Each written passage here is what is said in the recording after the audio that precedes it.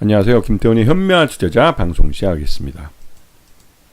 본 영상에서 다루는 내용은 투자 권유가 아니며 각 개인의 투자 판단에 대한 책임을 지지 않습니다. 별도 SNS 채널 가입을 유도하거나 투자 권유 및 유료 리딩 서비스를 홍보하는 불법 사진 계정에 유의하시기 바랍니다.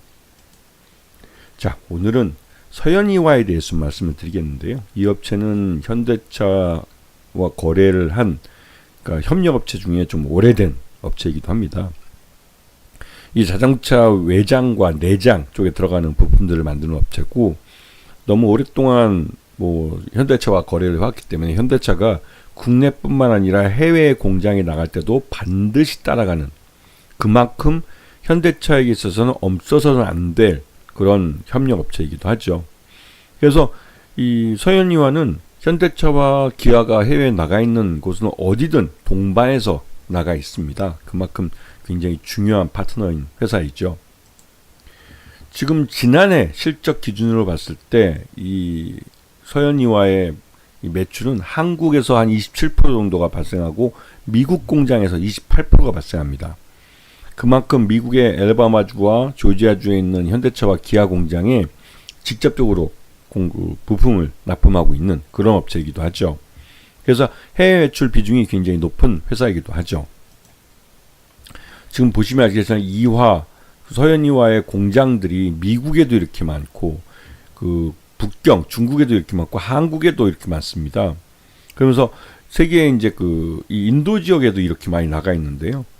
현대차와 이 기아가 핵심적으로 다루고 있는 거의 모든 지역에 이 서현이와의 공장들이 함께 나가서 같이 일을 하고 있습니다. 그래서 작년 기준으로 봤을 때 현대자동차 쪽에서 매출이 53%, 그다음에 기아자동차가 33% 정도 발생하고 있죠. 그래서 지난해 지금 매출 외형이 4조 원을 달성을 했습니다. 이게 직전 연도가 3조 5천억인데 자동차 부품 회사가 4조 원 규모의 매출한다는 건 어마어마한 겁니다. 그리고 이 영업이익은 여기 비해서 1,544억, 매출에 비해서는 꽤 좀 적은 편이죠. 그리고 당기순이익도 1,543억. 이게 이제 오늘 생방송에서 제가 이제 이데일리 TV에 나가서 이 자동차 부품주에 대해서 말씀을 드릴 때, 이 자동차 부품주들은 특징이 매출 외형이 조 단위로 크더라도 영업이익이나 당기순이익, 순이익률은 굉장히 낮다는 점이죠. 이렇게 낮아지는 이유는 다른 무엇보다도 납품처가 현대차나 기아라고 특정되어 있는 거래처에 특정되어 있는 모델에만 맞는 그런 부품을 만들기 때문에, 현대차가 마음에 안 들, 거래 기준이나 거래 관행이 마음에 안 든다고 곧바로 이걸 기아차나 GM이나 포드나 이렇게 바꿀 수 있는 게 아닙니다. 한번 모델이 결정되면 그 모델의 수명에 따라 한 10년 정도는 장기적으로 꾸준히 납품을 하게 되는 것이죠. 근데 그렇게 납품하는 기간 동안 이제 그러니까 이 납품 가격이 계속 이제 할인이 들어가기 때문에 수익률은 계속, 양은 늘어날지 몰라도 수익률은 계속 떨어지게 되는 그런 구조를 갖고 있습니다. 그래서 이 자동차 부품 회사들은 양은 굉장히 많은데 이 양에 비해서 수익률은 굉장히 낮아지는 그런 특징이 있죠.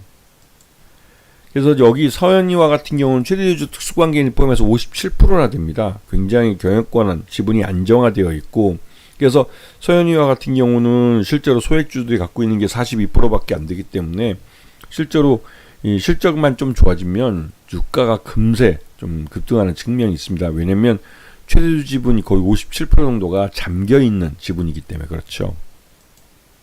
그래서 서현이와 같은 경우는 지금 국내뿐만 아니라 이 해외에도 이렇게 나가 있는 법인들이 굉장히 많습니다. 그래서 이거는 요 뒤에 보면 현대차와 기아가 해외 시장에 동반 진출한 부품사를 보게 되면, 현대모비스 같은 경우는 직접적인 현대차 그룹의 계열사이기 때문에 여기에 당연히 거의 모든 데 나가 있고, 또 만도 같은 경우는 이 일개 반개 가족이죠. 일가족이기 때문에 거기 나가 있고, 하지만 이 서현이와는 그런 관계도 아닌데도 불구하고 이 거의 모든 지역에 이 서현이와의 이 자동차 부품이 동반 진출되어 있습니다. 그만큼 서현이와라는 회사는 굉장히 수익성이나 또 매출 내용이나 이게 안정되어 있죠.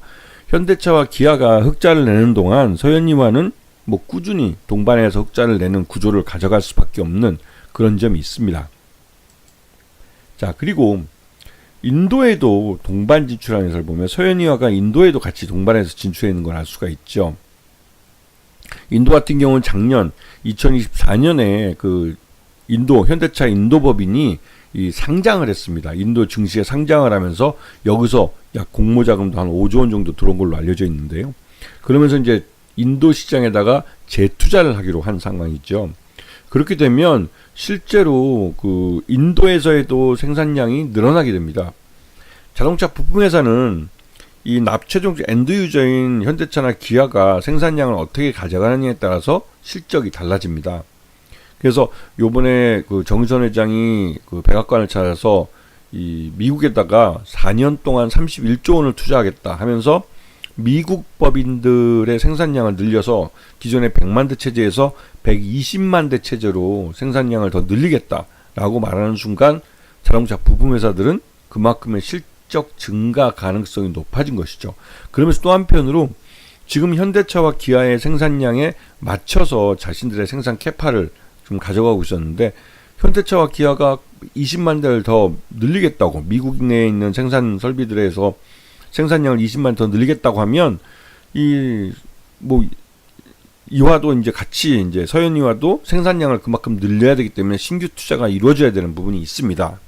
이거는 이 엔드 유저인 현대차와 기아의 생산량에 보물을 그러니까 같이 이제 생산량을 맞춰갈 수밖에 없기 때문에 이러한 투자가 되는 것이죠. 그리고 뭐 현대차 그룹은 이제 전동화 쪽으로 가고 있는데요. 이 서현이와 같은 경우는 자동차 내장재와 외장재이기 때문에 차량 경량화에는 관계가 돼도 전동화에는 직접적인 관계는 없습니다. 그래도 이 전동화돼도 무거운 그 배터리가 들어가기 때문에 차량을 경량화하면서도 튼튼하게 안전을 지키기 위해서라도 차체에 대한 이런 그 투자가 계속 이루어지고 있죠. 그래서 요번에 보면 이 외국인 투자와 국내 기관 투자가들 이 움직임을 보면 최근 들어서는 뭐 외국인 투자가들도 이 서현이와에 대한 지분을 조금씩 늘려가는 느낌을 받게 됩니다. 그리고 지금 주가도 보면 지난해 그 12월 9일 날 1290원을 최저점으로 찍고 그 이후로 완만하지만 조금씩 우상향하는 고개를 쳐드는 주가를 만들고 있죠. 그리고 최근 들어서 이 현대차 정의선 회장이 그 백악관에 들어가서 이 4년 동안 31조 원을 투자하겠다고 했을 때 주가가 동반해서 현대차도 이때 같이 이제 급등을 했습니다. 하여튼 급등하는 모습을 보였고 그 이후에 이틀 동안 이제 주가가 좀 조정을 받았지만 이 조정을 받는 기간이 주가를 싸게 살 수 있는 기회를 주는 겁니다. 서현이와 같은 경우 자동차 부품 회사로서 매출 외형이 4조 원에 달하는 회사인데도 불구하고 이 2024년 실적 기준 봤을 때 적정 주가 24,000원으로 평가되고 있지만 지금 주가는 13,000원 정도밖에 거래가 안 되고 있기 때문에 굉장히 저평가되어 있는 회사죠. 근데 이 회사 같은 경우는 현대차와 기아라는 확실한 고객사를 갖고 있고 이들이 꾸준히 실적들을 개선하면서 성장을 하고 있는 회사라는 측면에서 서현이와의 실적도 빠르게 개선될 가능성이 높은 겁니다. 그렇기 때문에 서현이와 같은 경우 지금 같은 가격대에서는 충분히 싸게 살 수 있는 기회를 주고 있는 것이죠. 아시겠죠? 자, 오늘 방송 여기서 마치겠습니다. 감사합니다.